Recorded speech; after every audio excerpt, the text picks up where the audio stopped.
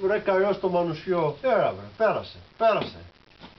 Τι να κάνουμε κοπέλια, δεν γίνεται, ρε. Άρα Μανουσέλα, κάτσε. Κάτσε να μας πεις, πού σου θα δώσω γέλο. Δεν γίνεται. Είπα, πήγα στην Αθήνα του ξαδέρφου μου, ρε. Και πήγα και κάτσα καμιά εβδομάδα, ωραία πέρασα. Πού να σας τα λέω. Ένα βράδυ το πατέρ μου είπε ο ξαρβός να με βγάλει όξο. Και λέω άντε να βγω να δω που πάτε πάει στην Αθήνα να περάσουμε όμορφα. Και είπε πως θα με πάει στο Μέγαρο. Και λέω και εγώ στο Μέγαρο, ωραία θα είναι, θα παίζει κι αν είσαι κονταρός πράγματσα. Και λέω θα είναι σαν το Μέγαρο, πάει τώρα έθεμνος. Και βάζω εγώ τα καλά μου, βάζω τα μαύρα μου, βάζω τα χρυσά μου. Ετοιμαζόμαστε όνε και πάμε. Και έτσι που πάμε, θωρώ, ψάχνω για τραπέζι να μπούμε μέσα να κάτσουμε. Πράγμα. Κάτι καρεκλάκια είσαι το ένα δίπλα στο άλλο, κολλητά, σαν τζικοριούς κολλούσαμε, ήταν να κάνουμε εδώ. Λέω, αφού ήρθαμε κάτσε. Περιμένουμε, φαΐ, πράγμα. Και το πράγμα.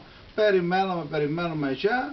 Και που περιμέναμε, τα κάρακια σβήσαν τα φώτα, έκοψε το ρεύμα. Εδώ να μου πεις, τι θα κάνουμε. Τα κάρι μια έτσι που σβήσαν τα φώτα, και βγαίνει μια χοντρία πάνω στα σκαλοπάδια και ντάκαρα και φώνιαζε, σκλήριζε.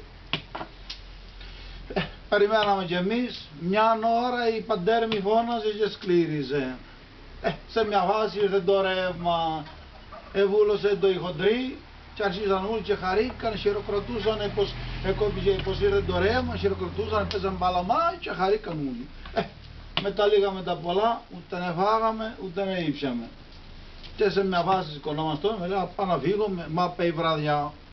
Το μόνο καλό ήταν πως την ώρα που βγαίναμε όξω είχε μια κλήρωση και έλεγε ένα νουμεράκι σε μια κοπελίτσα εκεί στην πόρτα και κέρδισες ένα δώρο. Και εγώ κέρδισα τούτο το γουνάκι, σας αρέσει? Ωραίο, καλό. Και εμένα μου αρέσει.